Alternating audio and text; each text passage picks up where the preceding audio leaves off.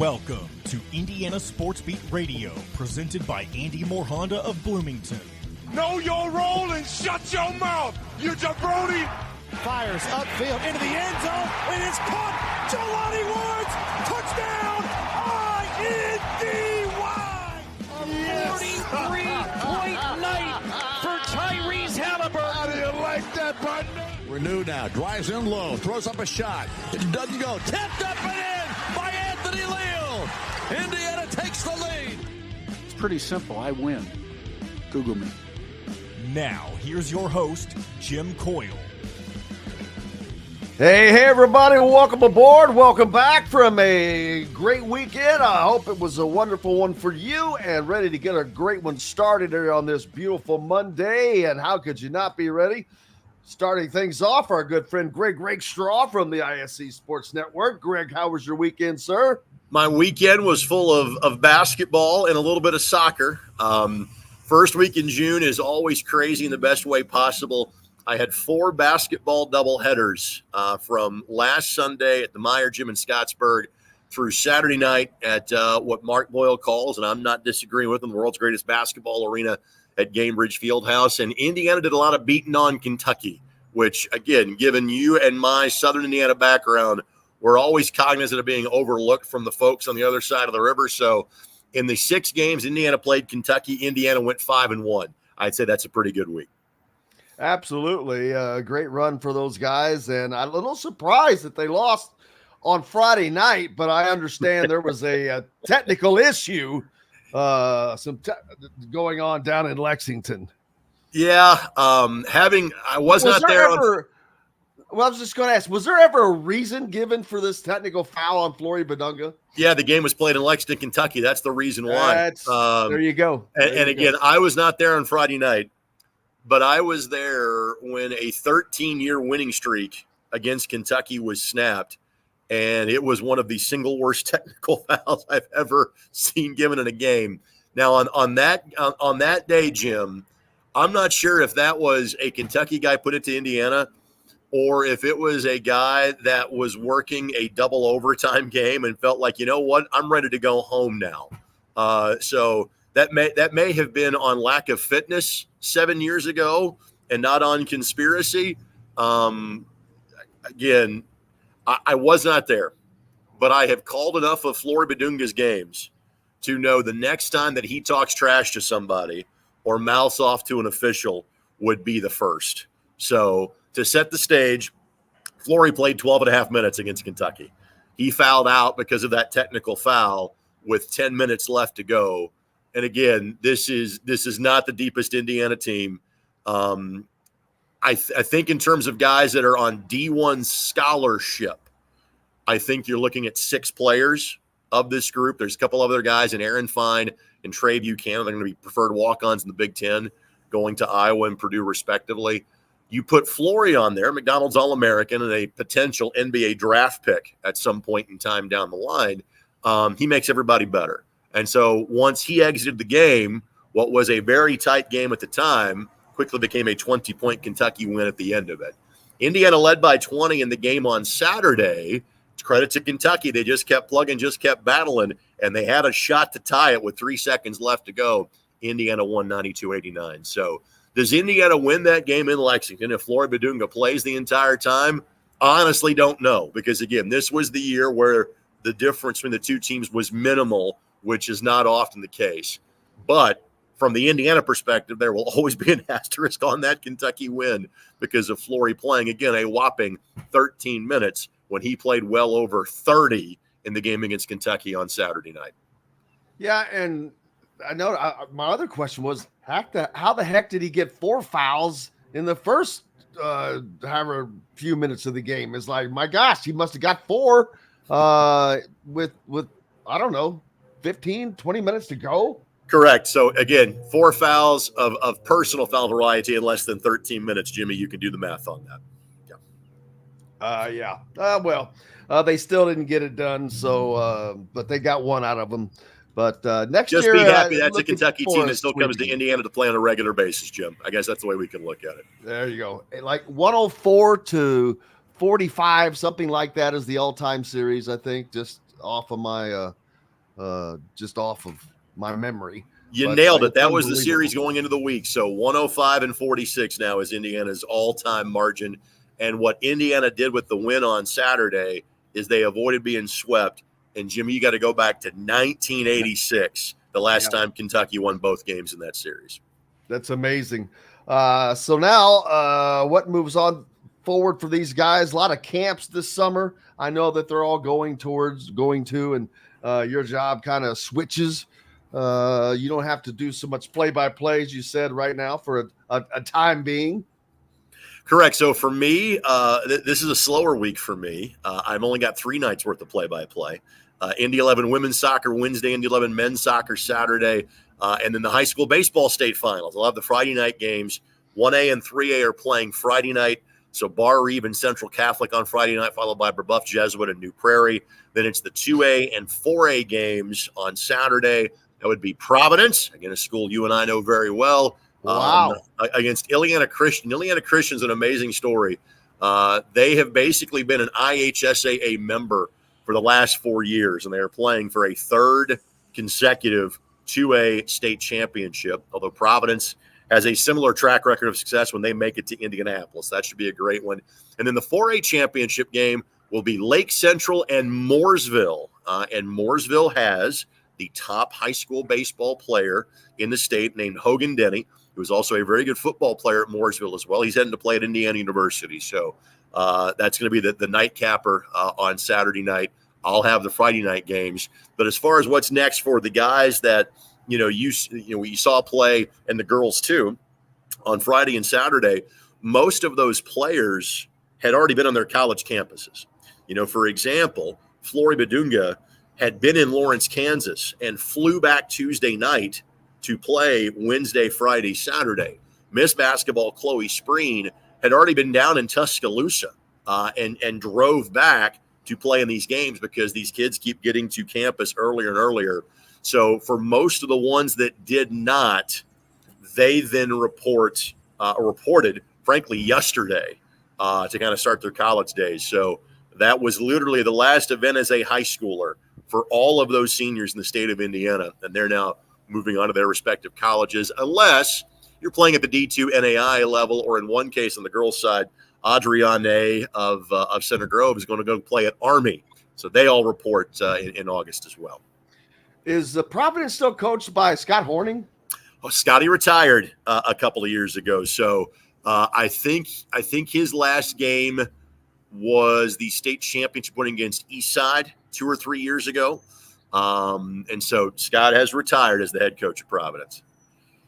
We'll see. I also had a little bit of news last week with Kanan Catchings asking for and receiving his release from Purdue. That was kind of big news in high school basketball, in the state of Indiana basketball.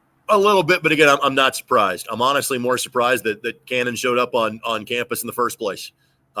Just because once he left Brownsburg, the thought is that he may stay in the pro realm. He may end up at a different college. He may kind of stay the overtime elite. I know G League Ignite is going away, but I could see him going the G League route and then playing a year, there and trying to latch on, in terms of the NBA. And so, again, once he got to campus, you're a little bit surprised when that's the case. But if you had asked me in March, do I think he plays a game for Matt Painter at Purdue, I would have said no. Also, Evansville, the Purple Aces make a great run in this year's NCAA baseball. I mean, they a game away from making the College World Series. Unfortunately, they had to knock off the overall number 1 seed, but they were able to do that once, and so they lose that series 2-1. But that's something a lot of teams can't say that they accomplished. Exactly. The good news when you draw the number 16 seed in your regional is that, in theory, you're playing the worst number 1 seed. The bad news is you're paired up with the big kahuna once you get to the next round. And the fact that Evansville made that a series, given how good Tennessee has been, is just tremendous. And again, Evansville, kind of like Indiana State last year, really caught fire when the Missouri Valley Conference started. And I know they had to win their way in. I'm aware of that. Indiana State did not last year when they won the conference tournament. But doing the amount of Indiana State games that I did, I was monitoring Evansville, and they were winning series 3-0 and 2-1 on most weekends. It's also a group that had 11 seniors. And the key to seemingly over the last couple of years, any level of success in college athletics is to be old. To have guys that were 5th and 6th year players, and Evansville had that. Now, they also had a freshman ace who, again, in theory, is going to be coming back next year. And you have to say in theory because everybody's junior college these days.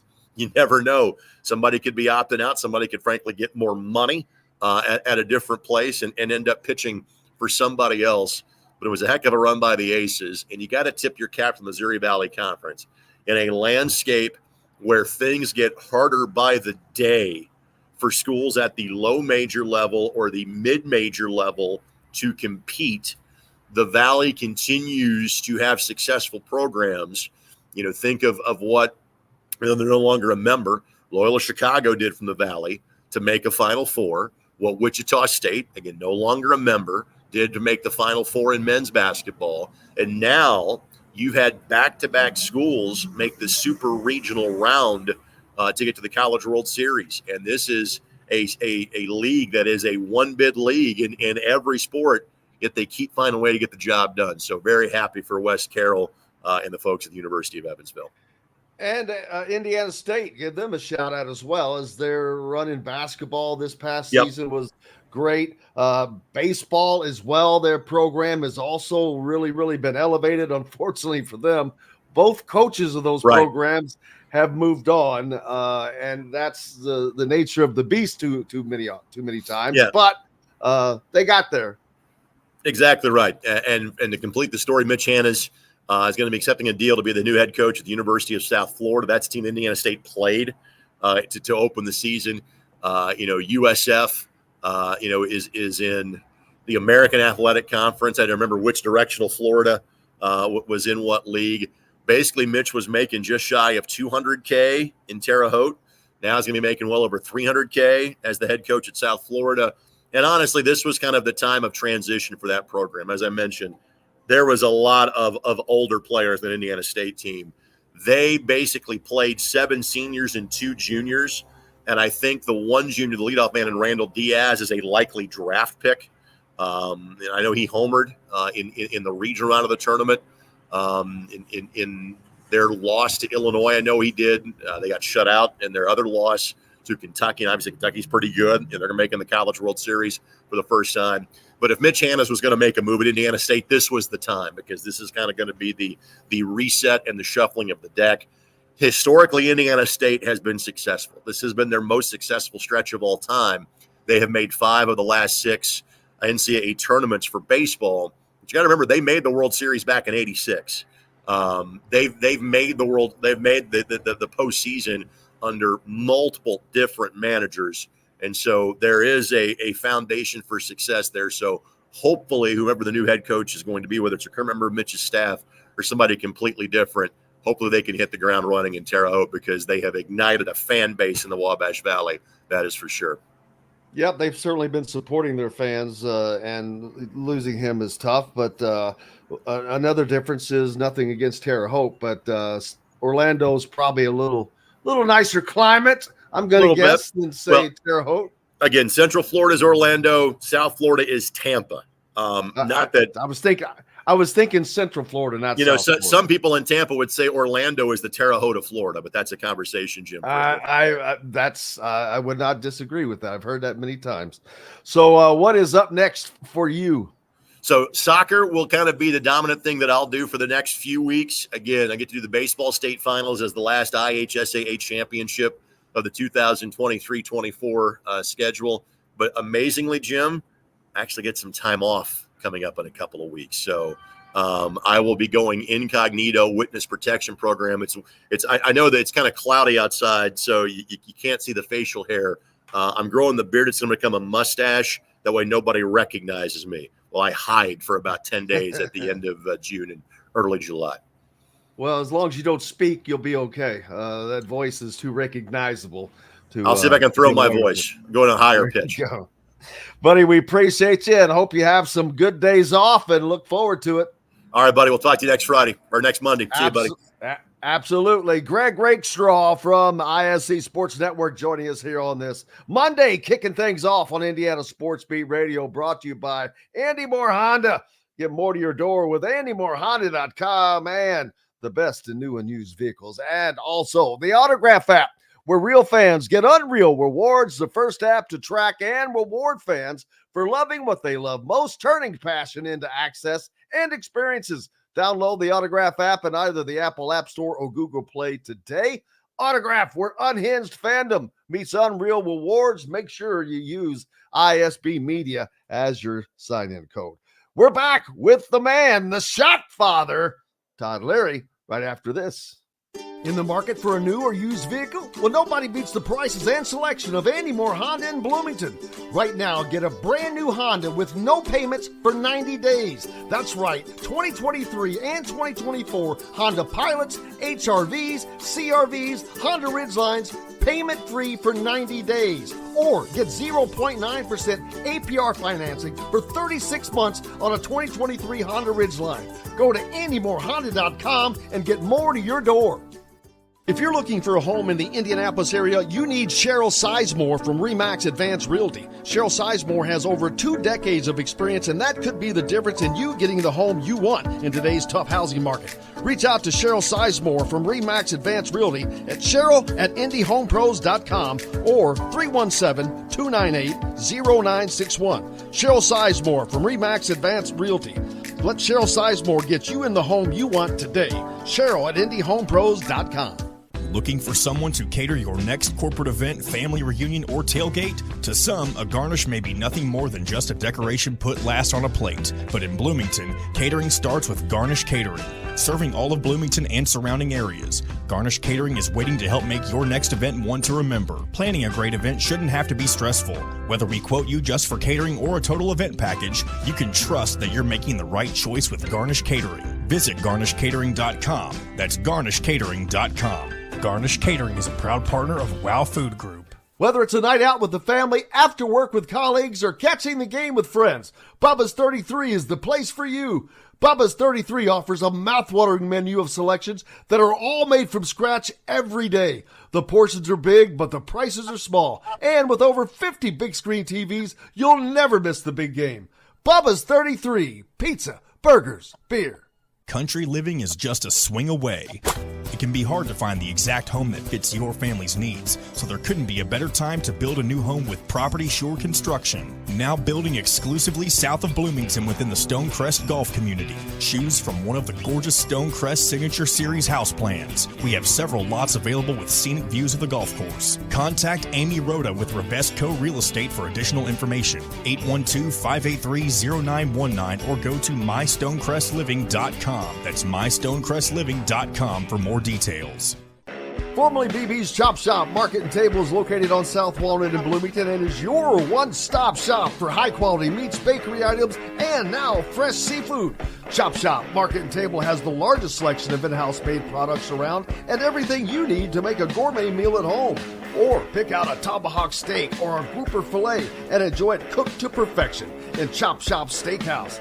Chop Shop Market and Table, a part of the WOW Food Group, is your butcher, baker, and fish house, no matter where you live. This segment is brought to you by the Chop Shop.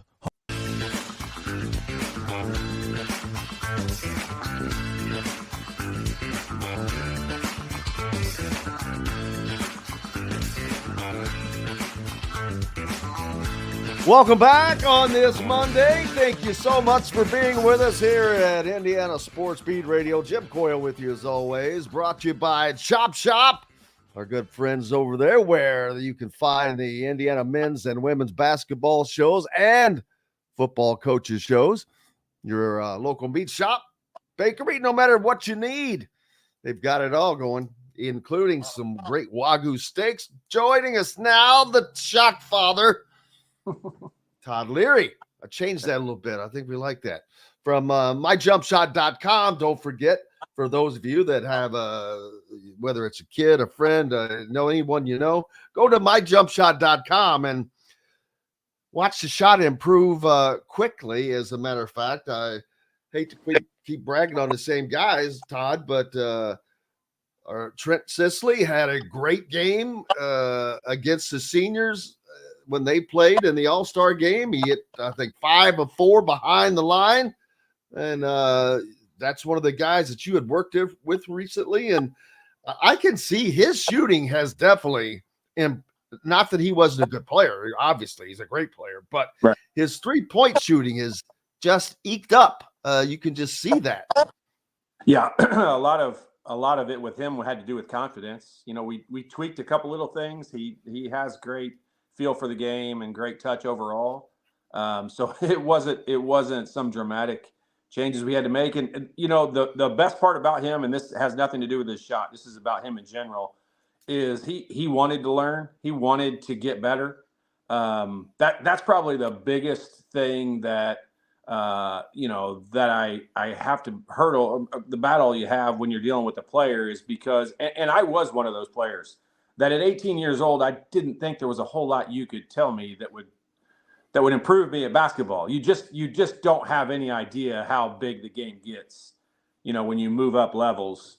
And Sisley is one of those kids that wants to learn. He wants to be better. He wants to do the right thing, and he does the right things to get better, and he works hard. And you know, that's a great combination to have. And I appreciate you keep using him as an example, because he's probably as good of student athlete for me to work with as there could be, because he wanted the information, he wanted the knowledge. And then once you see, everything that I do, Jim, is based on fundamentals. Now, everybody's shot's going to look different. I'm not going to try to make anybody's shot look like mine or Steph Curry or Larry Bird or anybody. Everybody's is kind of independent to themselves, but I feel like I'm pretty good at helping people use the makeup of their body and what comes natural to them to develop a shot that they can repeat. And that is, it's like, you'll appreciate this because you've done enough in golf. You've played enough golf to understand this. Like in golf, our swings don't really look like what we think our swings look like. Like we think they're much smoother and better than what they probably in reality are. And in basketball, it's kind of the same way. When I show players their shot, which I videotape everything, and when I show players their shot, really it doesn't matter if it's a beginning level player or someone at Sisley's level or even higher. I think people are a little bit surprised at what their shot looks like and some of the things they need to fix. And so that's really what we, my claim. We put the fun in fundamentals, if there is such a thing. I don't think that there's a more important tool in all of sports than video. It doesn't matter. It doesn't matter when I was roping or whatever. If I had to see it myself to understand, like, I can see where I'm doing that. You can't feel it. You can't, because it's too innate. It's too natural. But when you see it, you get it. And that's the only way to change it, is to actually see it and then have the tutelage to go along with it. But yeah, video is incredibly important. In all sports, it's kind of taken over the teaching aspect of it. I think golf's probably the biggest example, because we see that every single weekend. If you watch golf on TV and all these tournaments, they're always showing like players' swings broken down at different angles and different speeds and stuff. And all of the analytics that have gone into all the different sports, video is a huge part of that. And getting better, we were kind of the early side of all this. It wasn't necessarily our individual improvement, but I mean, video is how we got better as a team at IU. I mean, we studied what we did wrong, and the video doesn't lie. And the video doesn't lie on defensive rotations. It doesn't lie on your individual jump shot either. So. Well, and you also had one of the other all-stars in there, Xavier Robinson. See, is he a senior or is he a junior? He's a junior. He played on the junior. Yeah. So you're going to have multiple all-stars next year on the senior team, and hopefully add a few more to that. But they took care of business against Kentucky this year, which was good.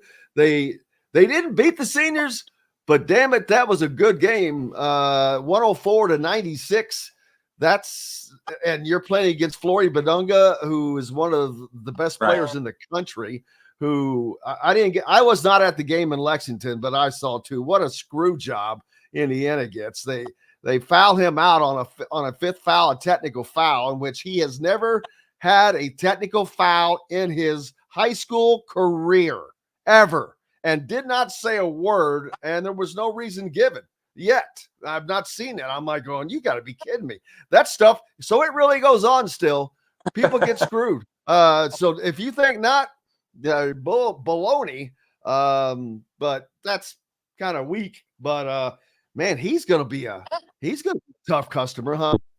He's a monster. Yeah, he is. He fills the stat sheet, and he is insanely efficient in how he does it.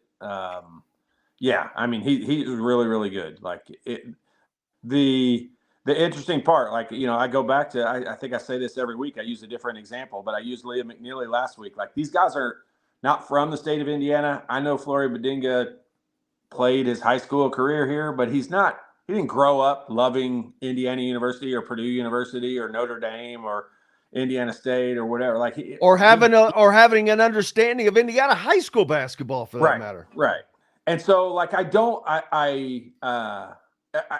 completely understand. It's not a matter of don't blame. He didn't do anything wrong. I completely understand why a guy like that would choose Kansas. And it just makes a lot of sense. Like, for what they have produced and put out, and for his style of play, somebody's going to fit him in anywhere. This will be the interesting part. You know, if he went to a more local school, obviously I think we would all assume he would move right into the starting lineup. I don't think he's going to be in the starting lineup at Kansas. I could be wrong, but he's not going to move Hunter Dickinson out of the way. Huh?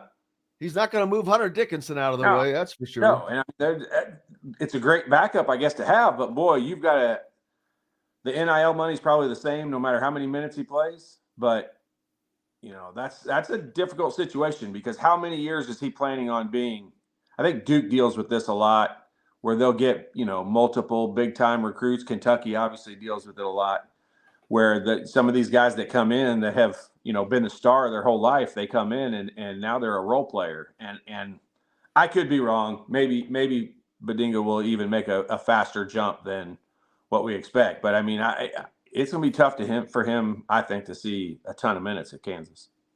Well, and I'm wondering, because he's a legit center. He is not Hunter Dickinson can play in or out. He's got a 3-point shot.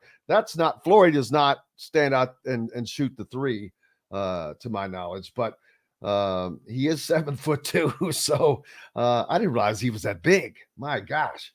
But you know what? They don't have a ton of big guys. You've got Johnny Furphy, who's 6'9", but he's going to be a freshman. Well, he's going to the NBA. Like, he'll be gone. Like, he already announced he's not coming back.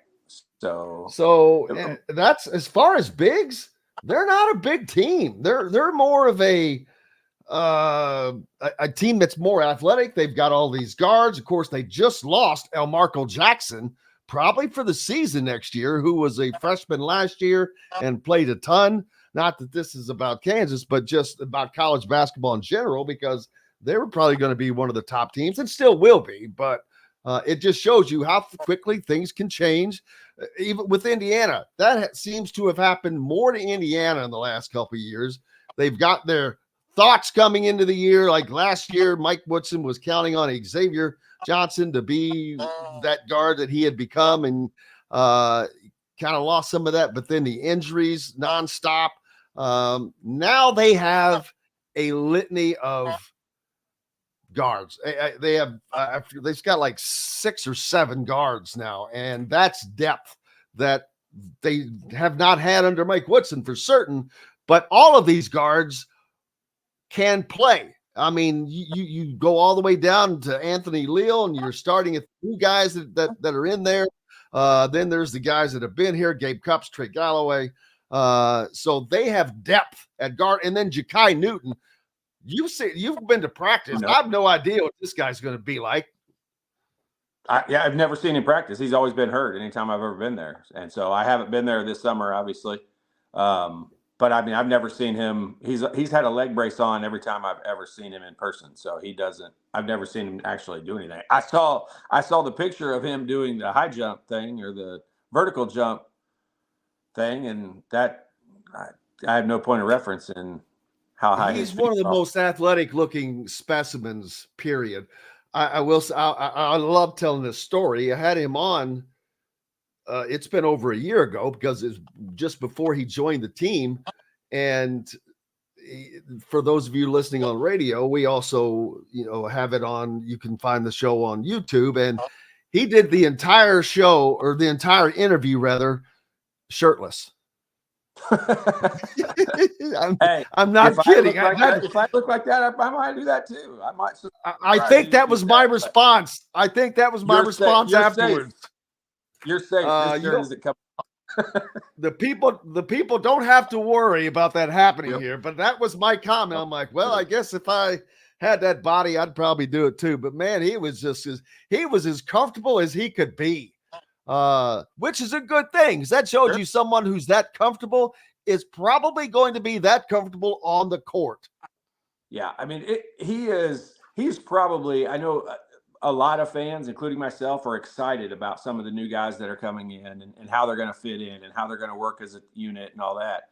But I think Ja'Kai Newton is one of the guys that everyone is anticipating to be at a certain level and just excited to see, because none of us have seen him, none of us have seen him in action court. Haven't seen him do a thing. Haven't seen him hardly dribble a ball, but he's apparently back, and he just adds to that depth and that group of guards that you're talking about. I mean, it's just, it's funny because, I mean, if you just walked in and asked I'll not say the average, but I mean the Indiana fan that follows the team pretty closely and the coaching staff and all that, and you ask them to describe Coach Woodson and that staff and what they're like, I mean, I think they would be described as more of a big man's coach, just based on teams that they buddy ball, the buddy ball system. You got a bunch of guards that we're talking about that are hopefully going to be the surprise and dominate everything. I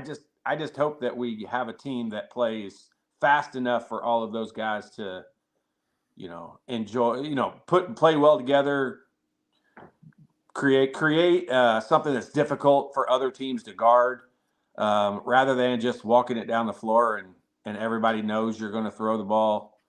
I mean, 2 years ago, every single time down the floor, every team knew we were just throwing the ball to Trace Jackson Davis. Last year, every time down the floor, they knew we were just throwing it to Ware or Renew. And I just hope next year we don't say every time we come down the floor, they're trying to pound it inside to, the big kid from Arizona and Renew. And so I just want him to be a faster, more. If you're able to stay for 2 segments today, then I want to talk about in the next segment. That's what I want to talk about, the style of offense, but I'm going to wait on that right now. With all of we talk about the depth at guard. I mean, you've got Caden Carlisle and Miles Rice, the new guys that are coming in. You've got Trey Galloway and Anthony Leal, who are already here. You've got Gabe Cups, who is already here, who needs to take a step up. Then you've got Ja'Kai Newton, who, like we just talked about. That's 6 guys right there. Well, that's probably 3 more than they really had to go to last year. So that speaks in an abundance of the depth there. Then they've added in some other spots. But first of all, having that depth at guard, I hate to use the phrase iron sharpens iron, but I don't think that they'd had anybody to practice against that could really lock each other down to force them to get better. Yeah, well, I mean, I don't want to sit here and pigeonhole what the team's going to be, on June 10th or whatever it is right now. But when you look at it, like, let's just talk facts. Like, we know for a fact the majority, without foul trouble, Renew's going to play most of the minutes. Mbako's going to play most of the 40 minutes. And, the big kid from Arizona, I'm spacing his name. I can't think of what his name is. Umar Ballo. Ballo. I mean, Ballo's going to play, 20 to 30 minutes just because of conditioning and that stuff. I'm guessing I went through this with somebody. I'm guessing he's going to play about 23 minutes. That doesn't sound like a lot of minutes. And that sounds like I've because I looked at everything in totality. I know that there is going to be crossover between Ballo and Renew playing, which is fine, but you don't want both of them sitting at the same time. I wouldn't think. I would think that you'd want to find a way to where you can mix that and not have both of those bigs on the bench at the same time, because there's nobody that can replace either of those guys, really. Langdon Hatton, he's a big, but he's more of a Hunter Dickinson type big who can step out, hit the three, and he can be inside, but he's not either like Ballo or Renew. So I would kind of think you'd want to have one of those guys on the floor all the time. Yeah, well, you would, I think, like to have that. I think this, I think the starting lineup, when they send the starting lineup out, game one, it's going to include Ballo and Renew and Mbako. And then beyond that, you have, probably 8 guys fighting for those other 2 spots. And so that is where you're going to have, you got the transfers that come in. You've got the guys who have been there. I mean, Trey Galloway's used to playing about as many minutes as allowed in a game. I mean, he's used to playing 30-plus minutes in a game. And that won't happen. We say that, but you just never the games are going to dictate there, and they're all going to be different because Renew, we know, is prone to foul trouble. So there's going to be some guys that step up and play better than what we expect going into it. And so hopefully, in December and January next year, we're sitting back thinking, you remember back in June when we had that conversation, we didn't even talk about blank. And I hope we can fill that in with 2 or 3 different players. That's the good thing is this year that there's no one that can't be talked about. Right. There's 12 guys on the roster and 1 minus the scholarship, and all 12 of them have the ones that are already here have already played a good amount of time. Like I said, right down to Anthony Leo, who started getting more and more time last year. Part of that was on depth issue, but let's take a break. And we come back, we'll break down more of a potential style of offense that you might see next year. Todd Leary, the shot father, is with us right now. Don't forget, go to myjumpshot.com for those of you, if you have a kid, if you know somebody that has a kid, it could be you needing to improve your better shot for your Y League. There's a litany of things out there, or it could be a league. Maybe you've got a league that you need to help with, but reach out to Todd Leary via myjumpshot.com and our good friend Cheryl Sizemore. For those of you looking for a home in the Indianapolis area, you need Cheryl and her 2 decades of experience. It could be the difference between getting the home you want or not. Reach out to her, Cheryl at IndyHomePros.com. And speaking of which, they have their MyBoard golf outing, and MyBoard stands for Morgan. I don't know what it stands for. It's got something to do with Morgan and Monroe counties. Something in Board of Realtors. Yeah, it's to do with the counties, but that comes up on Thursday, June 20th. So that's not that far away. What is today? The 10th. So a week from Thursday up at Heartland Crossing. Always a fun time out there. So get out there and get in that. You can go to eventbrite.com and / Morgan County, and you'll find it. Back with more from the Shot Father, Todd Leary, right after this. If you're looking for a home in the Indianapolis area, you need Cheryl Sizemore from RE/MAX Advanced Realty. Cheryl Sizemore has over 2 decades of experience, and that could be the difference in you getting the home you want in today's tough housing market. Reach out to Cheryl Sizemore from RE/MAX Advanced Realty at Cheryl@IndyHomePros.com or 317-298-0961. Cheryl Sizemore from RE/MAX Advanced Realty. Let Cheryl Sizemore get you in the home you want today. Cheryl@IndyHomePros.com. Whether it's a night out with the family, after work with colleagues, or catching the game with friends, Bubba's 33 is the place for you. Bubba's 33 offers a mouthwatering menu of selections that are all made from scratch every day. The portions are big, but the prices are small. And with over 50 big screen TVs, you'll never miss the big game. Bubba's 33, pizza, burgers, beer. country living is just a swing away. It can be hard to find the exact home that fits your family's needs, so there couldn't be a better time to build a new home with Property Shore Construction. Now building exclusively south of Bloomington within the Stonecrest Golf community. Choose from one of the gorgeous Stonecrest Signature Series house plans. We have several lots available with scenic views of the golf course. Contact Amy Rhoda with Revesco Real Estate for additional information. 812-583-0919 or go to mystonecrestliving.com. That's mystonecrestliving.com for more details. Formerly BB's Chop Shop Market and Table is located on South Walnut in Bloomington and is your one-stop shop for high-quality meats, bakery items, and now fresh seafood. Chop Shop Market and Table has the largest selection of in-house made products around and everything you need to make a gourmet meal at home. Or pick out a tomahawk steak or a grouper filet and enjoy it cooked to perfection in Chop Shop Steakhouse. Chop Shop Market and Table, a part of the Wild Food Group, is your butcher, baker, and fish house, no matter where you live. Looking for someone to cater your next corporate event, family reunion, or tailgate? To some, a garnish may be nothing more than just a decoration put last on a plate. But in Bloomington, catering starts with Garnish Catering. Serving all of Bloomington and surrounding areas, Garnish Catering is waiting to help make your next event one to remember. Planning a great event shouldn't have to be stressful. Whether we quote you just for catering or a total event package, you can trust that you're making the right choice with Garnish Catering. Visit garnishcatering.com. That's garnishcatering.com. Garnish Catering is a proud partner of WOW Food Group. In the market for a new or used vehicle? Well, nobody beats the prices and selection of Andy Moore Honda in Bloomington. Right now, get a brand new Honda with no payments for 90 days. That's right, 2023 and 2024 Honda Pilots, HRVs, CRVs, Honda Ridgelines, payment-free for 90 days. Or get 0.9% APR financing for 36 months on a 2023 Honda Ridgeline. Go to AndyMooreHonda.com and get more to your door. This segment is brought to you by Freethink Apparel.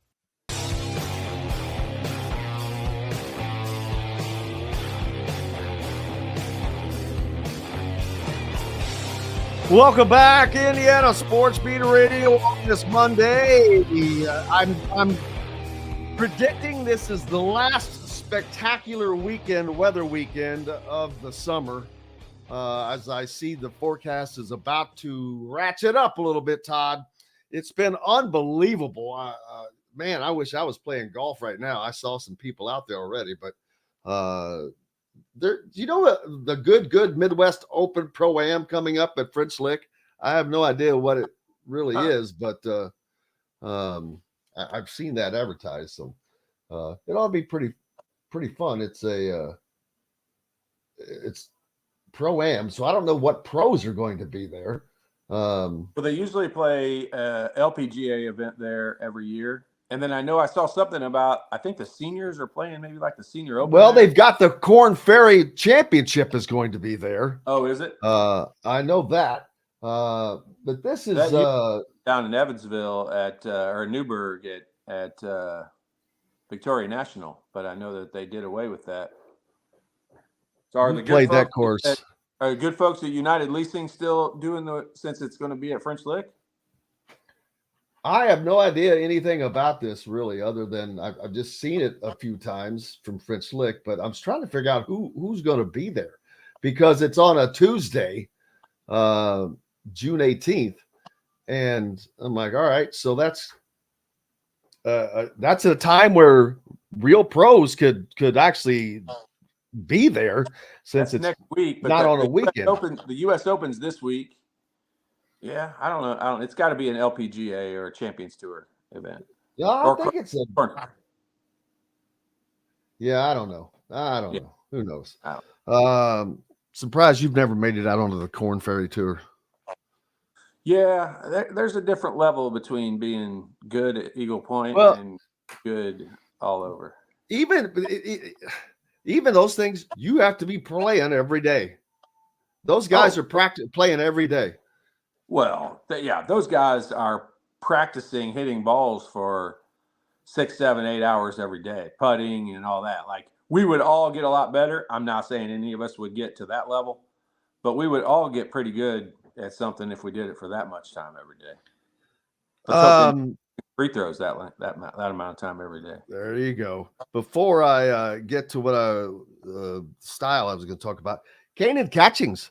I've said repeatedly that Matt Painter, who has done a remarkable job of doing what he does, he's kind of gotten caught a year behind in being up to date with college basketball because he's not had to rely on the portal at all.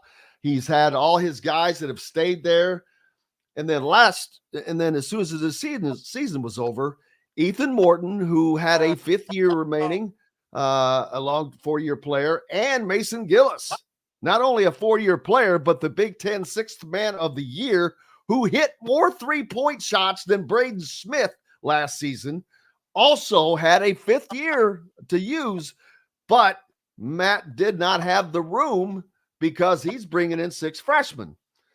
Boy, do you think they'd like to have Mason Gillis back right now?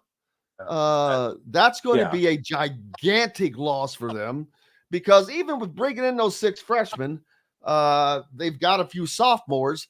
That means over half of their team is or was going to be underclassmen. And that's not going to win when you don't have the 2-time Big Ten college basketball player of the year. I think that Purdue is going to see a ton more pressure on their guards this year because of that. You don't have to focus on Zach Edey, and that's going to make a world of difference. But losing Kanan Catchings, that's a big loss for them. Yeah, I mean that's the part. But he'll go to the portal. It appears like a big loss, and I'm not. This has nothing to do with the kid or anything like that. Sometimes the fits just don't work out. Like I think everyone would agree. The most famous one in the state of Indiana was Larry Bird showed up at Bloomington. It didn't feel right, and he ended up going to Indiana State. I think that worked out for everyone involved. I'm just not sure sometimes the scenarios, are looked at as a whole. And when you look at the players at Purdue, their guards now are going to be, their starting backcourt's going to be juniors now. And those minutes are probably going to be there. Miles Colvin, you probably expect him to make a pretty big jump this year. Camden Heidi to me, I think is the surprise that that may have a lot more to do with this Kanan Catchings situation than anything, because it's going to be pretty hard. Heidi would have started and probably competed for Freshman of the Year in the Big Ten last year if he'd have been at any other school besides Purdue with the depth that they had. I think the surprise of what happened at Purdue to me is definitely the Mason Gillis. I mean, he fits into every team, every program. It's not a matter of not having room. You make room for a guy like that. Duke sure did. They didn't hesitate. And you know what? It may be a scenario, and this is my absolute complete guess. It was just time for a little something different, maybe for Mason Gillis. He's there wasn't room. There literally wasn't room, and up until this deal with Kanan Catchings, there was yet another player who was going to have to lose a scholarship. They were going to have to move somebody else off the scholarship line, and they weren't going to announce it. That's easier to do than. In today's world of college basketball, Absolutely. It's so much easier to do than what it was a few years ago. Heck, you can take a kid that doesn't play hardly at all, and you can move them to a non-scholarship player, and they can make more money than what they were making on scholarship. So there's ways around that. That I don't think that had to be a factor in it at all. My guess, which is a complete guess, is that it was just time for something a little bit different. And hey. You've been to the stage that Mason Gillis has been at with Purdue for the last couple of years. Go see that bigger stage. Go see that, that nationally recruited team. We saw what happened with the kid out of Northwestern. Young was his last name, that transferred from Northwestern to Duke, and he played, a fairly big role on a team like that. And I just expect Mason Gillis to be successful at whatever team he's at, wherever he's at. And, it's a weird situation for Kane and Catchings and Purdue. Like, I get it. Well, and we talk about Indiana so much with the bigs. Just stay on Purdue for a second. They've got 2 7-footers, but they're freshmen, so they're not. I don't know how ready they're going to be, but we had one of the Purdue guys on, and he was convinced that Trey Kaufman-Renn was going to be the best post player in the Big Ten, and all I could do was chuckle because I'm like, man, there's a Golden kid that transferred from Florida Atlantic to Michigan with Dusty May. You got Aaron Bradshaw that transferred from Kentucky to Ohio State. You got Umar Ballo that transferred from Arizona to Indiana. You got Malik Renew, who's already in place, and I haven't even gone through the other 46 Big Ten teams that are adding this year. So and Trey Kaufman-Renn's a good player, but he's not at 6'8". He's not going to dominate, or I don't know how successful he's going to be able to be in the middle. Yeah, I mean, I don't think it's going to be easy is not the right word, but the same for him next year, because there was so much attention with obviously what Purdue had going with their big guys and throwing everything into Edey. Edey drew so much attention. I think everyone's going to be looked at it and guarded a little bit differently next year. Now, I think Trey Kaufman-Renn has improved maybe as much as anyone I can think of in a while. In his couple of years at Purdue, he's a system-oriented player that fits that system really, really well. And it's a good system, and he's pretty good at it. And he's coached by a guy who's really good at it. And so they play well together. They kind of understand what it is that they're trying to accomplish. Is he going to wow everybody and end up being, a lottery pick in the NBA? I definitely don't think that's the case. Do I think he's going to be an extremely effective big man in the Big Ten? Yes, I do. With their system and the way they play, I do think Trey Kaufman-Renn. And we're not even really talking about Caleb Furst anymore. And he's a guy that's, he's 7 foot tall and great touch and hasn't seen a lot of minutes because of their roster makeup. And so, we probably see a big jump out of him this year. Getting back to Indiana and a wealth of riches from as far as depth, and that is something they have not had in many, many years. From top to bottom, it would appear like they have every one of those guys are someone that can produce. Whether you're talking about the new Umar Ballo, you already know he's a double-double guy. He's already averaging 13 and 10 at the high level. Carlisle and Rice, they've got experience underneath of them. They had good years to start last year. Anytime you get great minutes as a freshman, you're ahead of the deal. And Indiana, of course, Mackenzie Mbako, who it took a while, because you talked about how great of a shooter it was. It took him a while, but man, he found his groove. And when he did, you're like, oh man. And so he's been out west working with guys all summer. He is expected to really take a jump. Can Gabe Cupps take a jump? He has to take a jump up, or his minutes are just going to be gone, because he did a lot of things well last year, but he just did not score the ball. And I don't think you can have you cannot have a goose egg for a player there.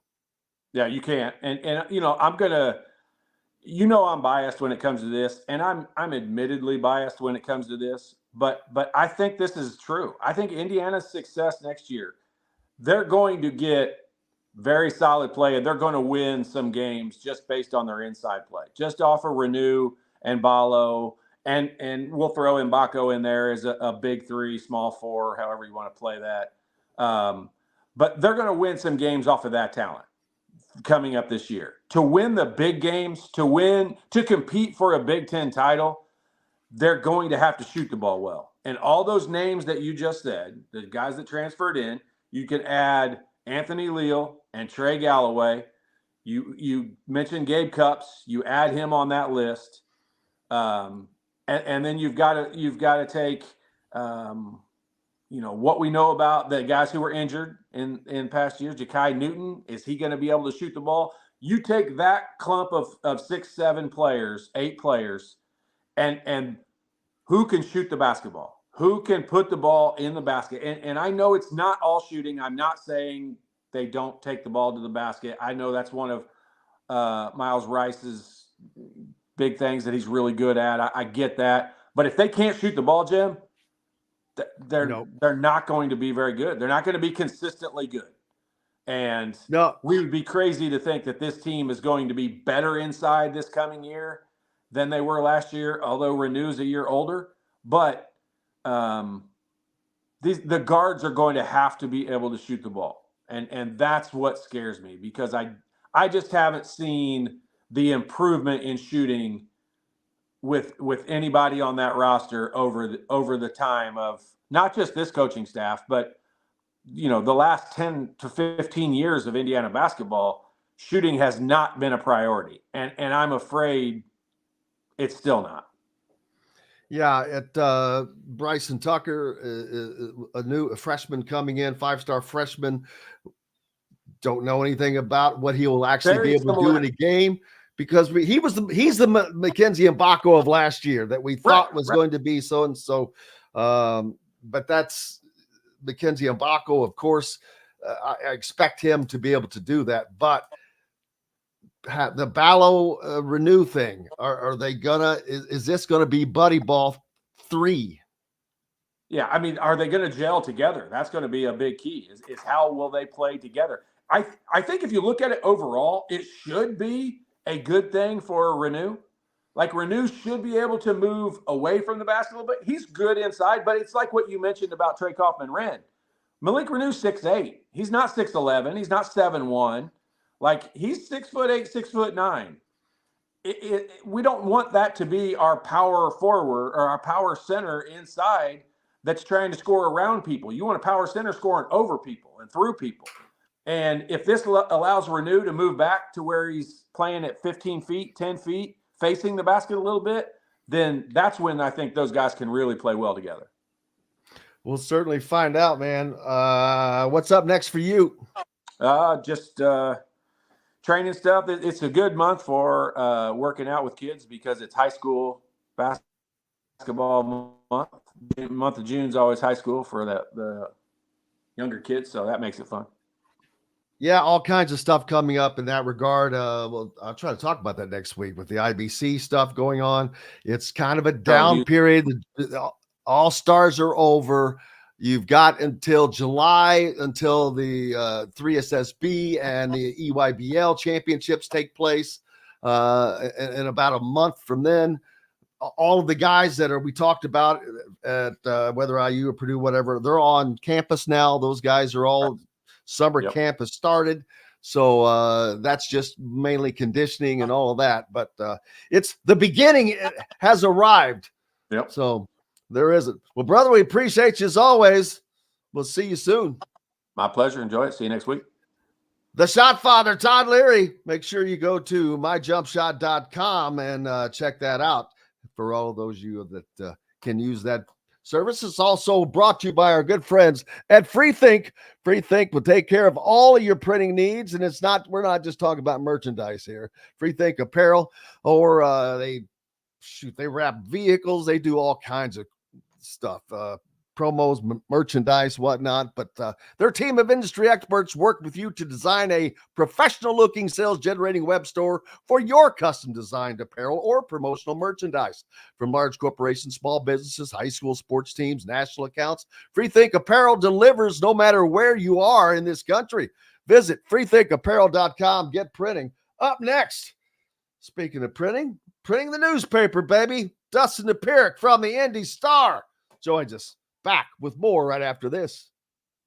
In the market for a new or used vehicle? Well, nobody beats the prices and selection of Andy Moore Honda in Bloomington. Right now, get a brand new Honda with no payments for 90 days. That's right, 2023 and 2024 Honda Pilots, HRVs, CRVs, Honda Ridgelines, payment-free for 90 days. Or get 0.9% APR financing for 36 months on a 2023 Honda Ridgeline. Go to AndyMooreHonda.com and get more to your door. Looking for someone to cater your next corporate event, family reunion, or tailgate? To some, a garnish may be nothing more than just a decoration put last on a plate. But in Bloomington, catering starts with Garnish Catering. Serving all of Bloomington and surrounding areas, Garnish Catering is waiting to help make your next event one to remember. Planning a great event shouldn't have to be stressful. Whether we quote you just for catering or a total event package, you can trust that you're making the right choice with Garnish Catering. Visit garnishcatering.com. That's garnishcatering.com. Garnish Catering is a proud partner of WOW Food Group. If you're looking for a home in the Indianapolis area, you need Cheryl Sizemore from RE/MAX Advanced Realty. Cheryl Sizemore has over 2 decades of experience, and that could be the difference in you getting the home you want in today's tough housing market. Reach out to Cheryl Sizemore from RE/MAX Advanced Realty at cheryl@indyhomepros.com or 317-298-0961. Cheryl Sizemore from RE/MAX Advanced Realty. Let Cheryl Sizemore get you in the home you want today. Cheryl at indyhomepros.com. Whether it's a night out with the family, after work with colleagues, or catching the game with friends, Bubba's 33 is the place for you. Bubba's 33 offers a mouth-watering menu of selections that are all made from scratch every day. The portions are big, but the prices are small. And with over 50 big-screen TVs, you'll never miss the big game. Bubba's 33, pizza, burgers, beer. Formerly BB's Chop Shop Market and Table is located on South Walnut in Bloomington and is your one-stop shop for high-quality meats, bakery items, and now fresh seafood. Chop Shop Market and Table has the largest selection of in-house made products around and everything you need to make a gourmet meal at home. Or pick out a tomahawk steak or a grouper filet and enjoy it cooked to perfection in Chop Shop Steakhouse. Chop Shop Market and Table, a part of the WOW Food Group, is your butcher, baker, and fish house, no matter where you live. Country living is just a swing away. It can be hard to find the exact home that fits your family's needs, so there couldn't be a better time to build a new home with Property Shore Construction. Now building exclusively south of Bloomington within the Stonecrest Golf community. Choose from one of the gorgeous Stonecrest Signature Series house plans. We have several lots available with scenic views of the golf course. Contact Amy Rhoda with Revesco Real Estate for additional information. 812-583-0919 or go to mystonecrestliving.com. That's mystonecrestliving.com for more details. This segment is brought to you by Hoosier Hanks East.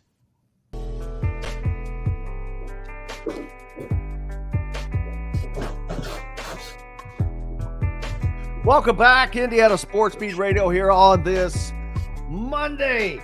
Hope you're having a good start to the week and that we're helping along with that. Joining us now, our good friend Dustin Dopirak from the Indy Star, beat writer for the Pacers. Dustin, the NBA Finals rolling on now. Celtics take a 2-0 lead, which everyone kind of thought that was going to happen. And then, the Mavs kind of got on a roll in their end of the series. But it's been all Celtics so far. Yeah, no, I mean, I think, and I think I talked a little about this last week. I mean, I think you had to leave open for the possibility that Luka and Kyrie were just going to go off because they were just so good in the Western Conference Finals against a Minnesota team that's a phenomenal defensive team. And, so you had to look at that and say, okay, well, it's possible that these guys are just on a bender and they might be able to just bust everybody up. That hasn't been the case. I mean, but you had to also look at it and say, okay, if you look at matchup by matchup, the Celtics have a lot of answers. Basically, I mean, they have guys that that they can put on Luka and they can put on Kyrie to make their lives difficult, and they have several options for each guy, or multiple options for each guy, and where Dallas doesn't necessarily have that. I mean, they have the two wings in Jones and Washington. They could cause problems for Brown and Tatum, but eventually you've got somebody you could take advantage of.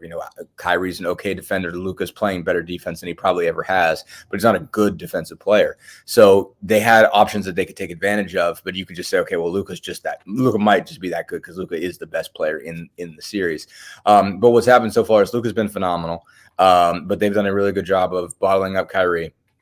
Because again, they've been putting Brown on Doncic, and basically, but whoever's they've put on Kyrie has been really good. Whether it's been White, whether it's been Holiday, Drew Holiday is just such a good basketball player, man. I mean, he's just special. Like as good as Tatum and Brown are, as big wings. Like Holiday does so many things well. He's such a good defensive player. He was fantastic last night. I think he had 26 points on like 11 of 14 shooting. He's a guy that just changes the game. He's really changed the entire dynamic of the league. The Celtics hitting Holiday was just such a game changer because he could just do so much for you defensively, do things for you on the boards, getting steals, passing the ball, shooting the ball. I mean, like doesn't have to have the ball in his hand very much to make a big impact. And you're just seeing the importance of those guys. Porzingis got hurt last night, but he's been terrific. Getting him back in the fold has been a huge deal. Was certainly a monster deal in game one. I mean, Celtics just have a lot going for them, and they didn't even shoot the ball well last night. I mean, not well at all, frankly, by their standards. I think one of the best 3-point shooting teams in the league. And one of the most 3-point reliant teams in the league, and still it wasn't an issue for them last night. They weren't making shots. They really did a good job of attacking the rim and get their points in the paint number wasn't super high, but they were just devoted to attacking, and they got a bunch of free throws that way of getting fouled.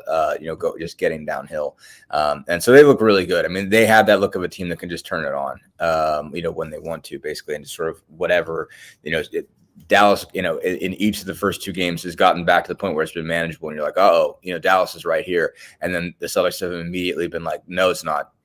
We're turning this thing around, and we're going to put a gap back in this right now. I think it got down to it was about to get down to 3, and then they had the block, which was probably should have been a foul, but all the same wasn't ruled one. And sort of immediately after that, you got I think a 3 on the other end. And instantaneously goes from being like a 3-point lead to an 8-point lead, and it's over. And that's just how the Celtics have operated. And, that's not quite the same. The Pacers, frankly, gave them a better first 2 games than Dallas has. And so, it's been that you're seeing just how good of a team this Boston group is, especially when they're fully healthy or close to it. I don't even know what network is the finals on. ABC. Are the finals on, I should say. ABC. So it's been, so basically like ESPN's using, it's the ESPN people on ABC. Right. I guarantee you that ABC and the NBA certainly are not looking forward to a 4-0 sweep of this. They've had enough downtime here of late waiting for this to start. So they would certainly like to stretch this out some. And with the series going back to, I guess it goes back to Dallas now, right? Mm-hmm. Yeah. It should make. You would think that they can kind of turn it on a little bit, but that Dallas can turn it on a little bit. I mean, it's certainly possible. So you don't want to rule that out. I mean, and also I think I think it was mentioned on the broadcast last night as they were talking through it that you would think that Kyrie Irving, kind of can get it back together. Obviously, you would imagine that there's been some weight with him being back in Boston. That's been an issue. I imagine he's been, I haven't been able to hear it all the time on the broadcast because I haven't been really listening to the audio that much. But he might be getting booed all the time. He's certainly getting questions about what's it like being in Boston when this went sour for you, et cetera. He can go back to Dallas and get back to normal. That can make a difference. And if you get a functional version of Irving, that makes a huge difference. I don't know what he's averaging in the first 2 games, but it might be under 20. They've done a really good job of bottling him up. But even though they're going to Dallas, Drew Holiday is still going to Dallas. So, he might not be facing the crowd situation, but he still has to score on Drew Holiday. And that's not an easy thing to do no matter where you're doing it. You could be, in the park, in the middle of Lagudi, and you still have to, if Drew Holiday is coming, you're going to have a hard time scoring. I don't care where the bucket is. They could be going back home to New Jersey and again, Drew Holiday is still going to be there. So it's wherever Kyrie Irving's going to be, Drew Holiday is going to follow. And so that's not going to, it's going to make it easy for him it's going to make it difficult for him to put the ball in the bucket. How about Lagodi getting the shout out from Dustin this morning? I was thinking I needed a random Indiana dot that was going to have a playground. And so, And Dustin is not a native Hoosier. So to pull Lagodi out, that's a good one. I've been here for a long time, Jim. Oh, I know. So, But Lagodi's some Hoosiers type stuff, man. That's for sure. Yeah. Caitlin Clark left off of the Olympic team. The discourse. Normally it would be no big deal, but there has been a stink made. Part of it because a couple of the players are like, should they really be on there? But Caitlin did not get to participate in the, camp tryouts. Yeah. And so there were some that thought that she should be on it regardless. And I don't know that I disagree just because of what it would do for, she is arguably the most famous basketball player in the WNBA right now. She hadn't been, I know she's new and all that, but as far as well known right now, because she's so well known by people who have no idea who plays in the WNBA, in addition to those who do. There's a game the other day that they won, as a matter of fact, and I saw a thing out where she came back out of the locker room afterwards and was signing autographs and whatnot, and it was just jersey after jersey after jersey being hung over the rail for her to sign. I mean, she's a phenomenon, and I don't know. That's not for me to say if that's a mistake or not, but you're a little closer to that situation. A little closer. I mean, I think I've just been watching the Caitlin Clark discourse over the last 2 weeks. Like, part of me has also been like, all right, like we should all just stand back. Like we need, I do think there's been obviously just sort of accusations of gatekeeping on behalf of, towards basically the WNBA writers that have been covering this stuff for years. And that is sort of seeing everybody come in and act like they know everything and act like how this should be run. So I'm a little bit hesitant to even touch it because I've got maybe 3 weeks of covering WNBA experience somewhere in that range. I covered camp last year, and MJ covered. My wife MJ covered it for The Athletic a couple years back. So I've got tangential, but I can't act like I've been covering it for years. I should have had MJ on here for. She's the expert, yes. Which Chloe. First off, Chloe's done Chloe Peterson, our absolutely beat writer, has been tremendous. So I don't want to step on her toes. I think, one thing I saw flying around, basically anything with Caitlin Clark hits right now, and we all go crazy. Like, Twitter gets insane, and the takes go nuts, and that goes a whole different realm when you start throwing culture war into it. And it's a whole different deal. But I think one thing I saw coming, and I don't mean to bag on this person, but I think this is just, and I certainly don't want to get into the politics of this, but it definitely tells us that the discourse has gotten so far nuts that it's almost probably better for us to take a break. Like, it's better for Caitlin Clark to take a break, but we probably, as a sports culture, need a break of Caitlin Clark because we're just not functioning well. And again, this person is not part of it, but Meghan McCain was like, well, isn't Caitlin Clark basically like LeBron James?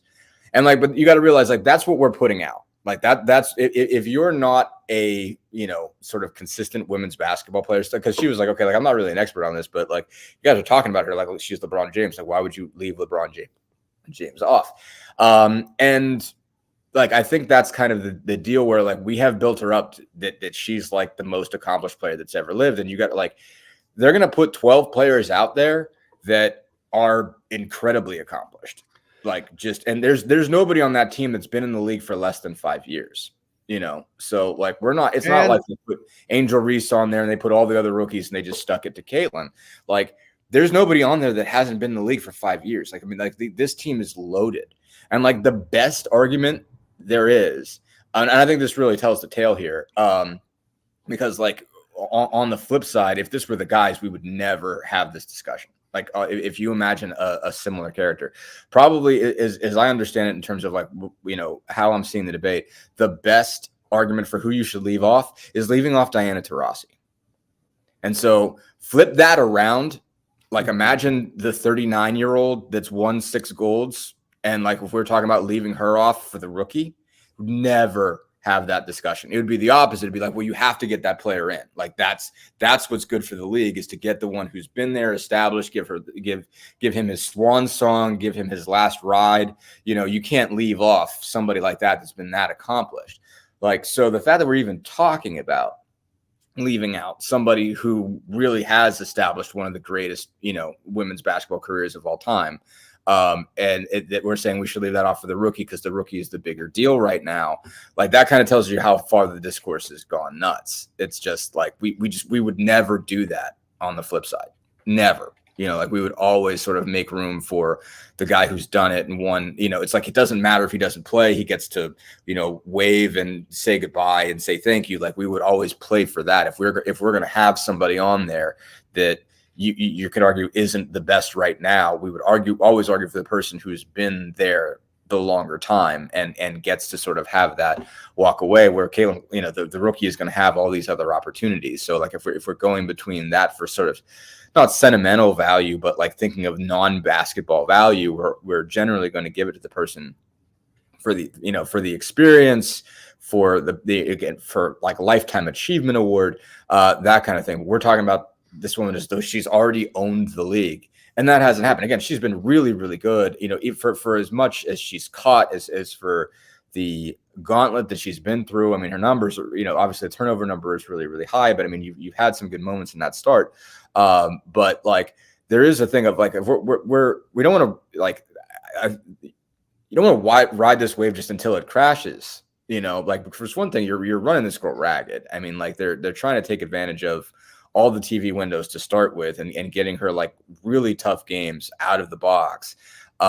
She could use a physical break to start with. But like, it's just, we're going wild with this thing. And so we could use the Olympic break to not be talking about that. And so, cause you got to realize like if she was on the team and she wasn't playing, that's all it would be every week. It's just whoever's covering coaching the women's team would be like, why doesn't Caitlin play more? Why doesn't Caitlin play more? It's like the same thing you get when you're not like I magnify it to a 10, what the Pacers get for didn't play Jarris Walker this much as a lottery pick. And it's just like, well, because we're winning, like he's fine. He's good. He'll be okay. He'll get his chances, but we're winning. Like why I don't have to play the guy just to make you happy, And so like, that's what it would be for the entirety of the Olympics. And they'd be winning, they're probably going to crush everybody.